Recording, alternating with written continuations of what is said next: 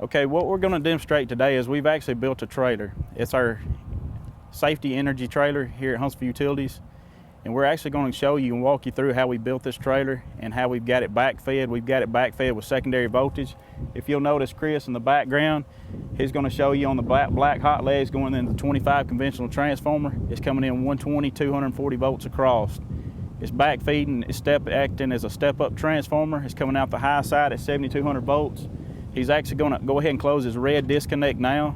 And if you'll notice, Scott is going to put his high voltage indicator on there, and that'll tell us exactly how many thousand volts is being backfed through that transformer.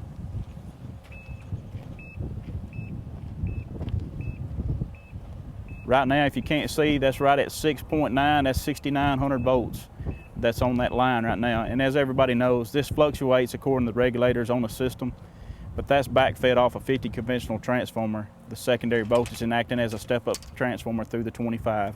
As he moves on down the line, he'll go ahead and close this white disconnect on this side. If you'll notice that the 104 Main Street light bulb comes on, that's representing a house in the overhead subdivision. As he goes down the line, he's going to close the black cutout at the very end of the trailer, energizing the mini pad on the end of the trailer. And if you'll notice that the light bulb he's showing you at 102 Main Street is now come on, that's representing the underground subdivision. Now we're going to start the process and do some demonstrations on the trailer and show you several steps on safety tools, things on tools, taking care of tools and safety and trees, getting power lines and animals. Okay, the next thing we're going to talk to you about is some of the tools that a lineman actually uses. We're going to talk to you about the importance of taking care of your tools and keeping them clean. Now they're going to go ahead and demonstrate, as I talked to you in the video, we're actually going to demonstrate some of the tools that a lineman uses. The first thing that they're going to use is they're actually going to use a jib rope that comes off a material handler truck. This is basically a new jib rope that's wet. And the importance of this is if you don't use the proper cover up and you get in between a primary and a ground, this jib rope will track. It can burn in two. So if you have a transformer on the end of the rope, remember that could drop to the ground. And that's why it's important to use a proper cover up.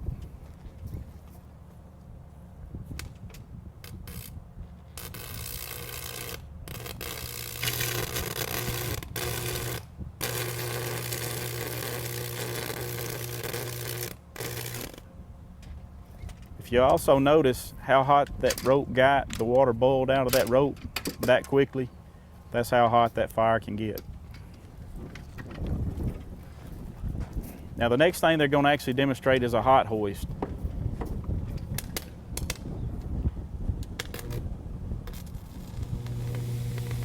If you'll notice, like we said earlier, notice how hot it's getting, the water's boiling out.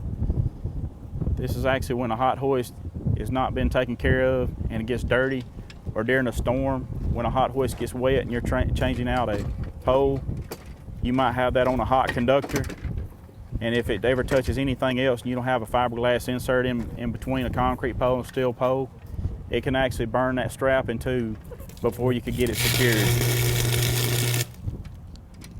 Now the next thing they're going to demonstrate is this is actually a lanyard. Most people that work in a bucket now, they have to wear a harness. This will be strapped to your back. This will be strapped to your back. And remember, if you don't use the proper cover up and you're getting in between a jumper or a primary phase and a neutral, this is actually going to be strapped to your back and your body.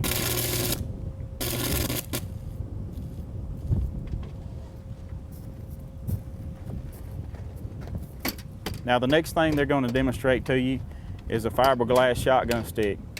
Now, older linemen used to use the wooden sticks. We've got away from that. We now use fiberglass tools.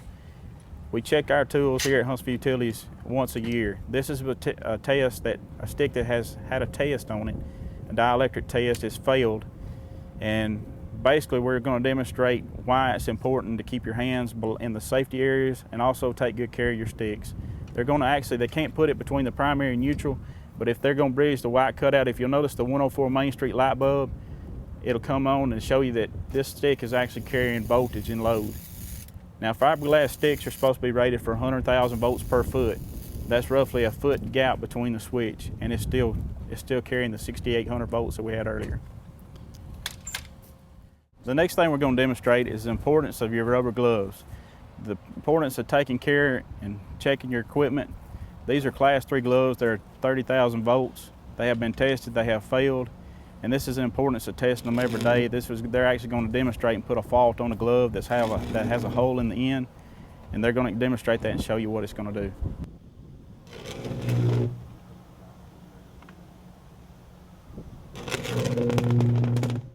The next thing we're going to demonstrate is a rubber boot. We actually use this for the public and also for the fire department. And anytime you're a lineman, you're around, you're working in rubber galoshes, just because you're in rubber boots doesn't mean you're insulated. As you may know, you don't know what the material is actually made of and what it's rated for, or it could also have a hole in it, just like a fireman fighting a fire, going into the house, stepping on a nail, and having a hole in it. Now they're going to demonstrate, this is just a regular rubber galosher, they're going to demonstrate a fault on that boot.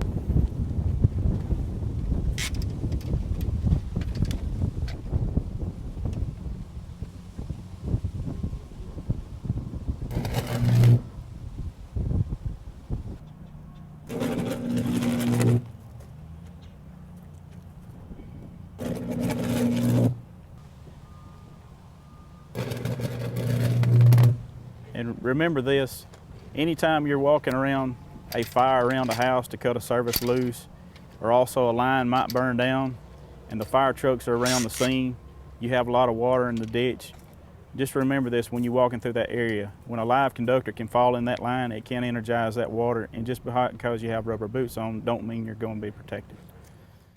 The next thing we're going to actually demonstrate is actually a little bit about power outages. We'll demonstrate a single outage on an overhead transformer with a squirrel, but there's many things, as a lineman knows, that actually causes power outage from equipment failure. And we actually use this as a tool for the public so we can actually show them how we respond to trouble calls. Now, if you'll notice, I'll walk you through as he does this. He's actually going to cause this outage on the 10 conventional transformer, which will knock the 102 Main Street light bulb out.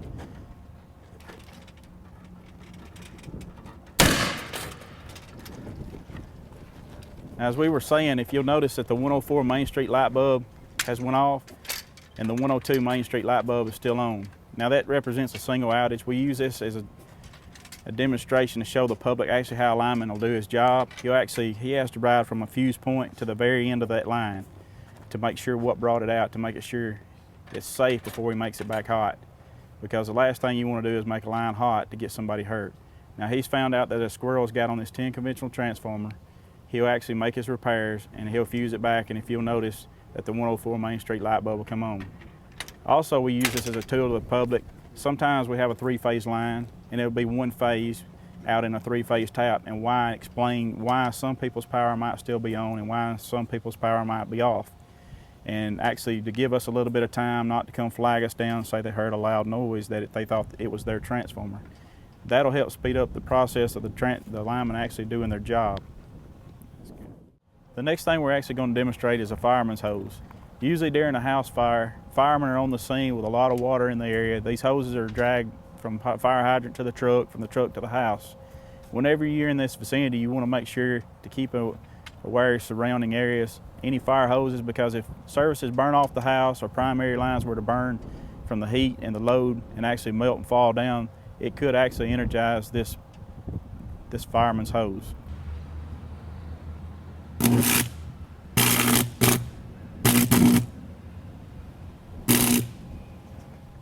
The next thing we're going to talk to you about is trees and power lines. Whenever you're working around in a bucket, you're doing any kind of tree trimming, or if you're involved in a tree trimming department, this is actually, we're going to show you some things during a storm. We're going to show you a wet piece of wood in a power line, what actually it'll do, and we're also going to show you a piece of dry wood that it also will carry voltage and track. If you'll notice on the 102 Main Street, the light bulb will come on with a dry piece of wood. They're going to demonstrate that for you now.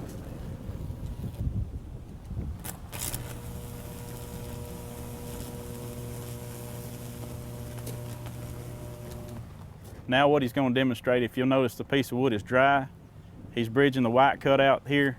If you'll notice at the bottom at the 104 Main Street, the light bulb is coming on. That's actually showing you that that dry piece of wood is now carrying voltage and load. Okay, the next thing we're going to demonstrate is we're going to show you, if you'll notice at the end of the trailer, we've got a little yellow taxi down here. We're actually going to demonstrate vehicle wrecks. Anytime there's a vehicle wreck and it hits a power pole, sometimes it's substance that a line might drop on the car. And if lines are on the car like that, remember it's not It's never dead until it's dead and grounded, okay? So if you ever see anything like that, we advise you to use a voltage detector and see if the line is dead, and actually you want to get it off the car and make sure that you ground it. Because now if you notice that the car is sitting behind me, it is hot, it's energized at 7,200 volts. And if you will go up and touch the car, it is sitting there right now on 4 rubber tires. If you were to touch the car, they're going to demonstrate what actually would happen. They've got a hot dog down here on the end of this stick, and they're going to touch the car, and that's going to demonstrate your finger when it touches this car. Now the next thing we're going to demonstrate is actually we're going to have a piece of cotton string that represents a kite string. We use this as a tool to educate linemen when you're up there cutting string out of power lines or any kind of line that might be in from balloons or anything like that. Also, we use this as a tool to the public. If the children are out there flying kites and we get their kites tangled up in the lines, remember, just because this is a piece of cotton, you would think it would be a good insulator. Depending on how dirty the string and how wet it may be, it can carry electricity and will carry load. As he's going to demonstrate in the background, he's going to bridge the white cutout, and if you'll notice, the light bulb will carry, it will show that it's carrying load will come on the 104 Main Street.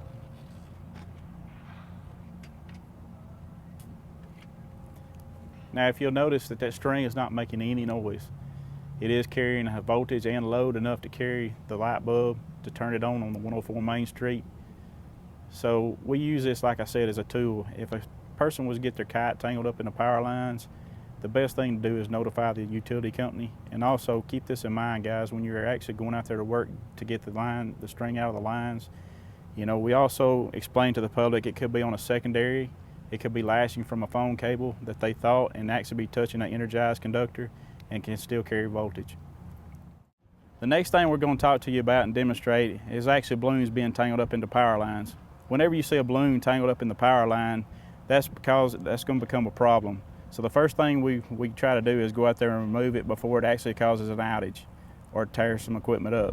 Whenever you do this, you want to keep in mind when you go up there, if the wind gets up and shifts that balloon before you get a hold of it, it can actually go to ground because it's going to be tangled up in equipment or between 2 phases. So the first thing it's going to do is fire up in your face. What we recommend here is we actually use a knife on the end of a stick and bust the balloon and get it secured before we actually grab it. Now they're actually going to demonstrate a phase to ground fire with just a Mylar balloon, and they're going to demonstrate that now.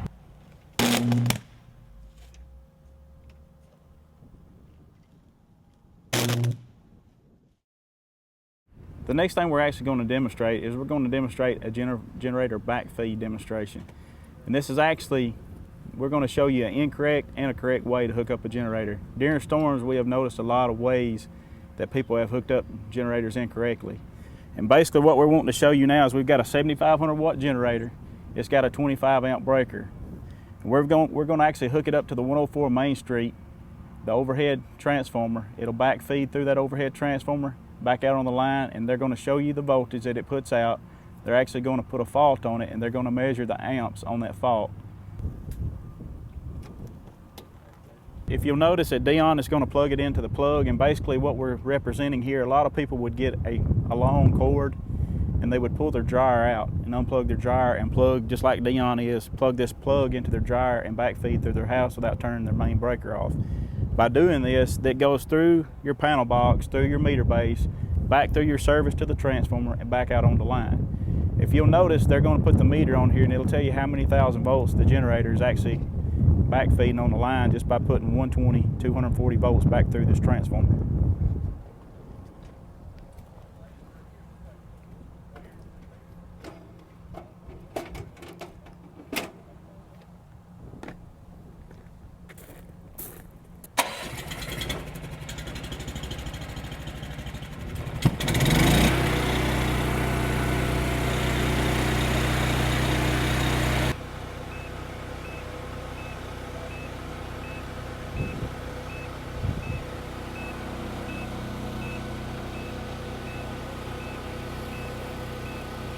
We've got our drop cord plugged in. He's going to show you that it's going to backfeed through the 104 panel box, through the meter base, through the service, back into the transformer and act as a step-up transformer. It'll come out the high side, and as Scott shows you over here on this side, it's actually putting out 7,700 volts.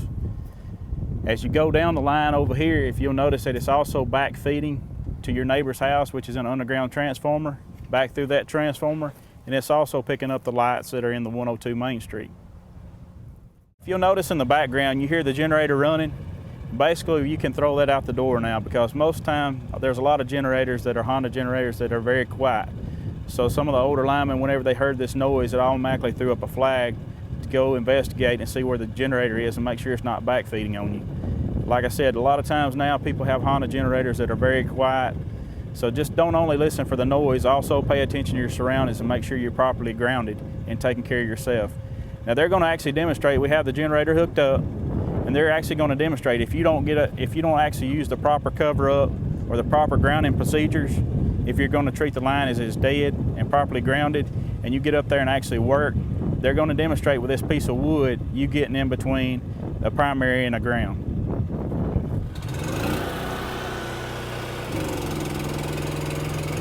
Now, as you notice, as the generator is running, the breaker never trips. It's still showing load.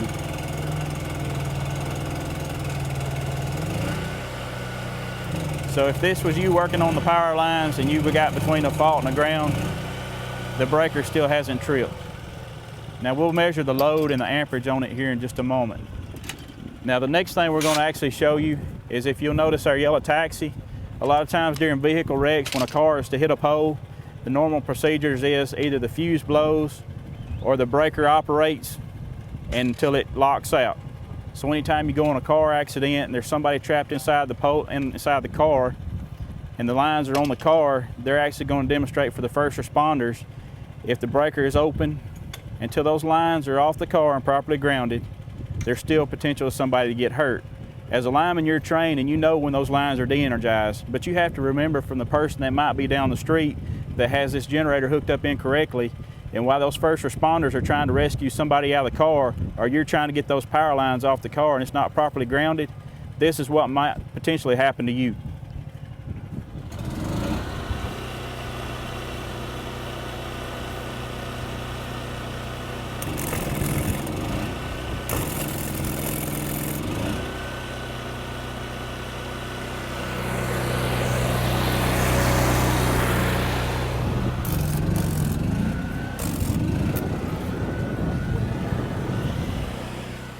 As he's going to show you what would happen to that first responder once that person cranks the generator up and you're out there trying to get the lines off the car, or the first responder's actually out there with the jaws of life trying to do a rescue. It could be 10 minutes into the rescue and somebody hooks this generator up incorrectly. If those lines are not properly grounded and off that car, this is what's going to happen.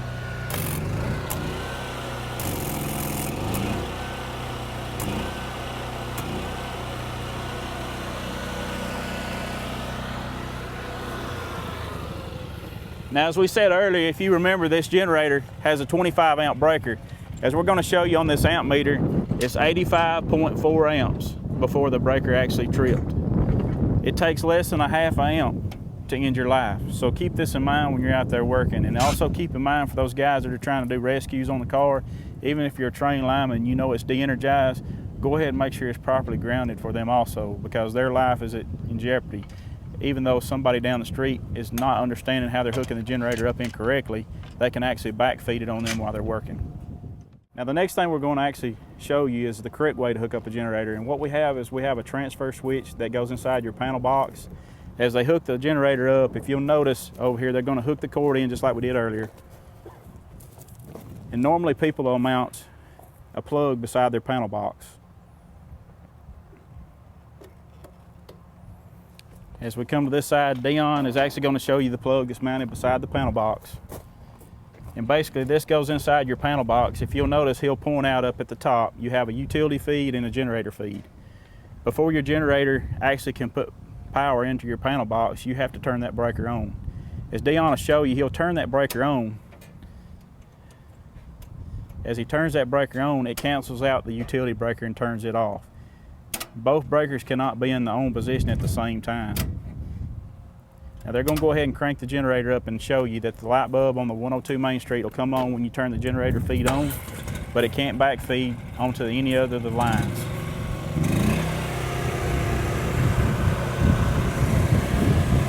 Now what he's doing, he's turning his generator feed on. It turns the utility feed off. If you'll notice, the 104 Main Street light bulb does not come on, so it doesn't backfeed onto the line. We want to emphasize this is a safe and correct way. It makes it safe for the linemen that are doing the work, our families, and the first responders.